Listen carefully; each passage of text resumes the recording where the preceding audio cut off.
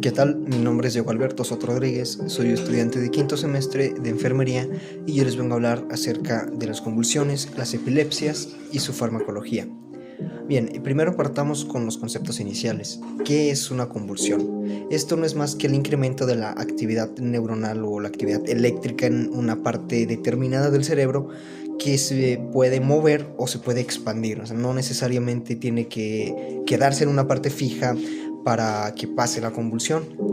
En cambio, una epilepsia o el síndrome epiléptico es una afección en donde se tienen que cumplir ciertos requisitos más allá de la convulsión, ¿no? La convulsión, digamos, es un evento espontáneo, ¿no? Sucede por causas tal vez mecánicas, no tanto orgánicas, ¿no? Puede ser una contusión, algún golpe, eh, pueden ser también por factores como el estrés, el insomnio o demás, ¿no? En cambio, las epilepsias sí suceden por factores orgánicos, o sea, son genéticas o es el incremento natural de la actividad eléctrica en el cerebro.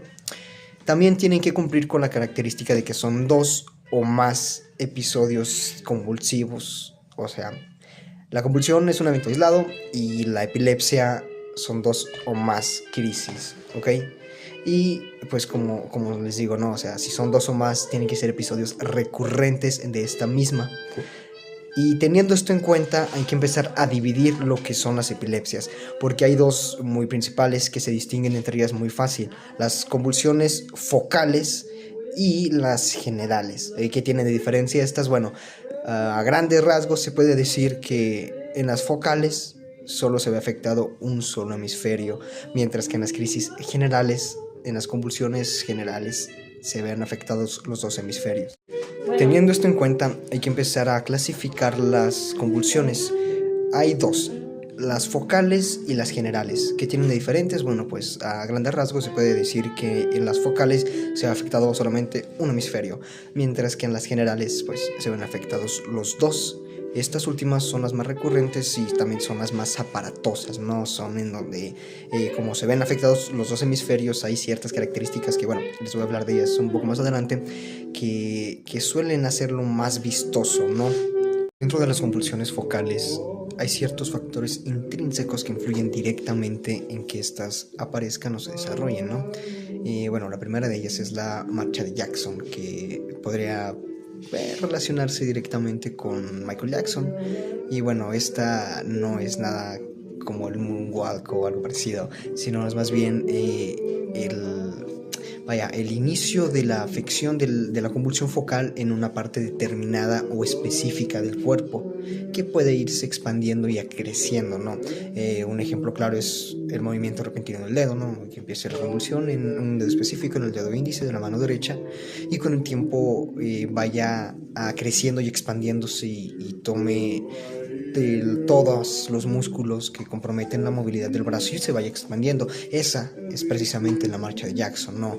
Es una aparición en una parte específica que va marchando precisamente de manera gradual.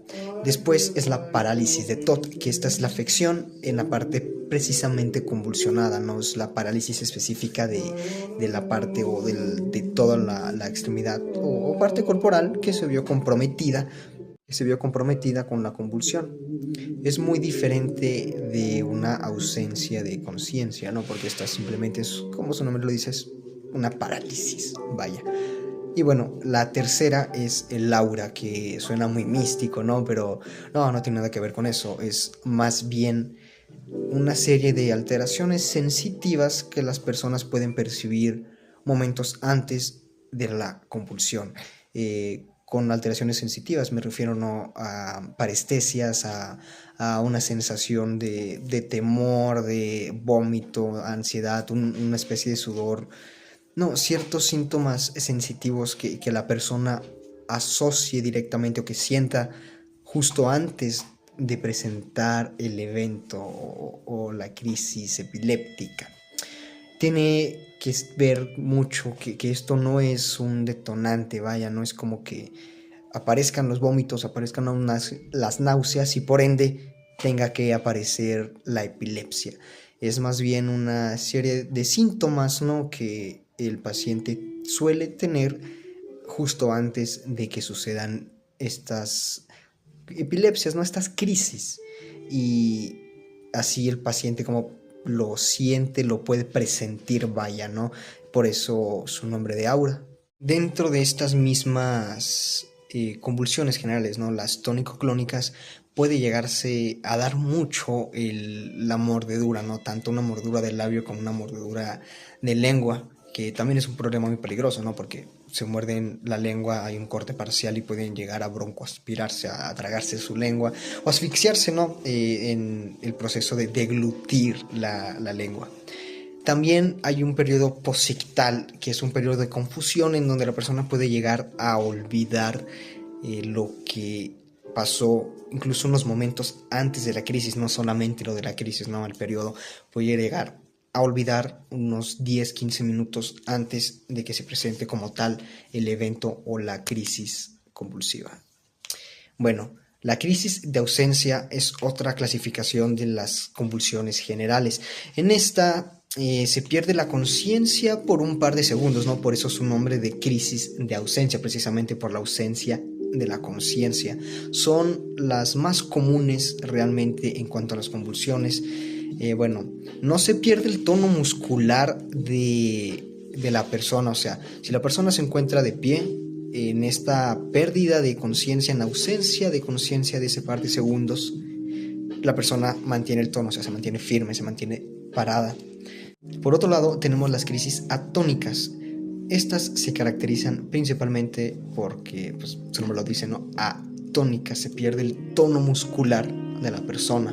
Si bien también pueden llegar a darse el caso de una pérdida de memoria, ¿no? Una amnesia antes de la crisis o durante el episodio, su principal característica es esa, ¿no? La pérdida del tono muscular. Y bueno, siguiendo adelante tenemos a las mioclónicas. En estas es una contracción muscular repentina, vaya, su nombre lo dice, no son mioclónicas, es a nivel muscular este tipo de convulsiones.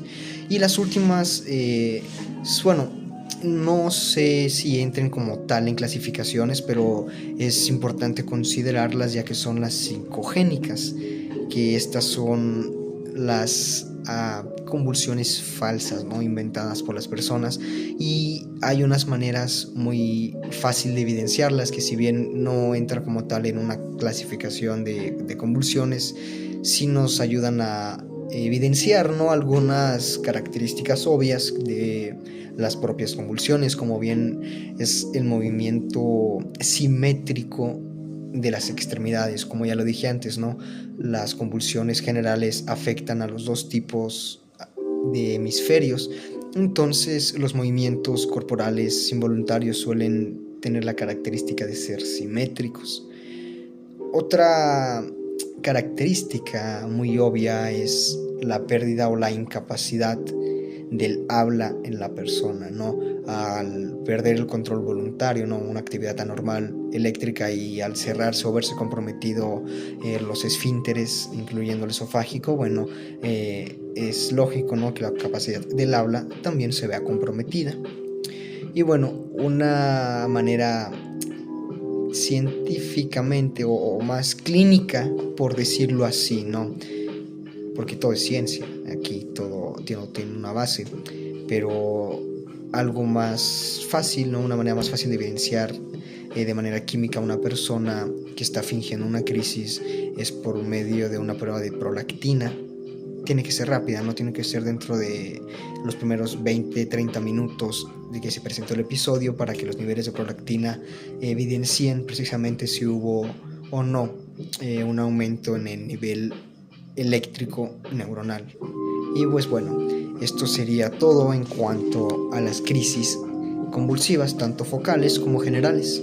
Bueno, en cuanto a la farmacología de los anticonvulsivos, tenemos que entender que estos medicamentos actúan inhibiendo o bloqueando los receptores de calcio y de sodio, a su vez también los receptores GABA.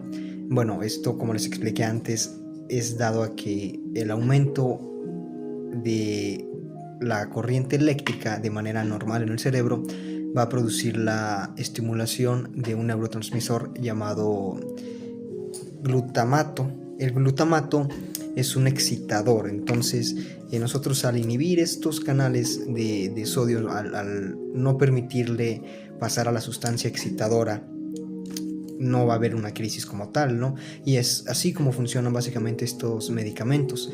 En los de primera elección, o los más efectivos dado a su coste y a sus pruebas realizadas, son la carbamazepina, la fenitoína, el valproato, la motrigina y el levetiracetam.